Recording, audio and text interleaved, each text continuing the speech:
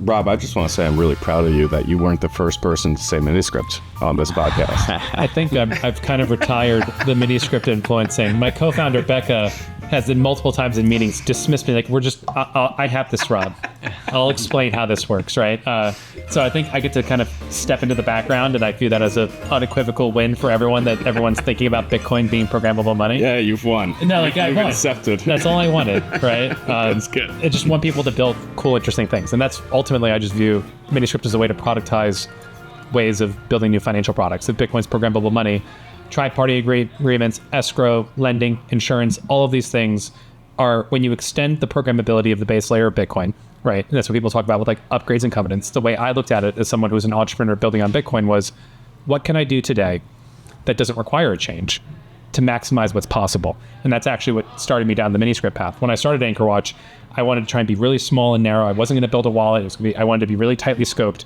And it became apparent to offer institutional, like, we can insure up to $100 million per customer, right? And to be able to do that, I needed something better than just 2 of 3 where the customer's holding all of the keys. And that's actually the origin story. Adam, I'm not sure if you heard this before. I started going, Vivek, Seared Salmon on Twitter, told me, like, Rob, check out Miniscript. He's like, Rob, you're great, you're smart. You're not that great, you're not that smart to write your own custom Bitcoin script. You should check out Miniscript. And I was like, I'm kind of a technical Bitcoin person. I don't know what Miniscript is. Like, what is it? And I went down a rabbit hole for a weekend. And I was watching, my favorite one is like Andrew Polstra's London BitDevs 2020. Was it Polstra? Did he come up with it? Polstra, Sipa, and Sanket. That's right, yeah. That's one of the Blockstream. Yeah. Let's say Rusty Russell has this skit, which is, well, what did the Romans do for us? Which is, well, it's sort of generally grumbling about them, but oh yeah, they did build the roads, they built this. So Blockstream built a bunch of cool tech, basically. Right? Sounds like is that a Monty Python skit? Yeah.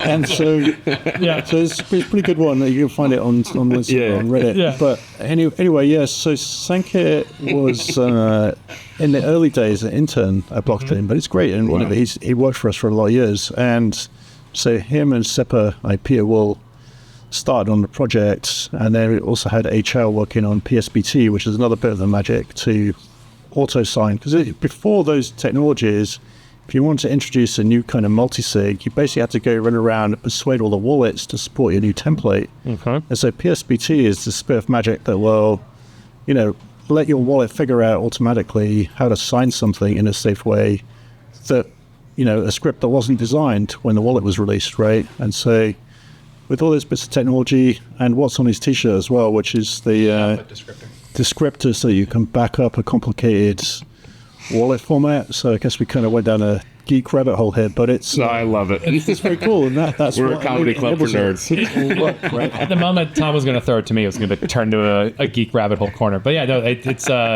incredibly powerful. And I think people are starting to understand now that we're trying to financialize and do more cool things in Bitcoin, that like, it's really powerful tech, and not only for the wallets, but for the hardware wallets, can have now a generalized abstract way of processing in the metadata of the transaction and letting you know, like, hey, you want to sign this, it's actually time locked until this date and time, right? Oh, by the way, like, this is how you can spend from the wallet. Also, when you go to broadcast a transaction, it's the PSBTs for organizing the transaction, which is all of the scripts. How do you actually redeem it on chain using Bitcoin script? Like, how do you order the signatures in the right place in the right way?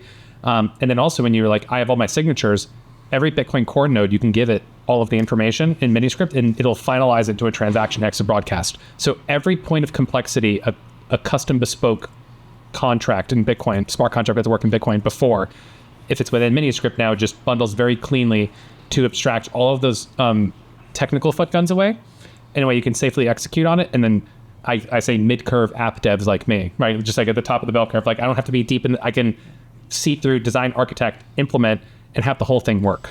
I mean, I think apart from the complexity reduction, it's quite important because it handles the security for you, right? Because if you had to manually construct that protocol and then get different wallet developers to integrate it, there might be a mistake where something wasn't verified or something like that. So it's really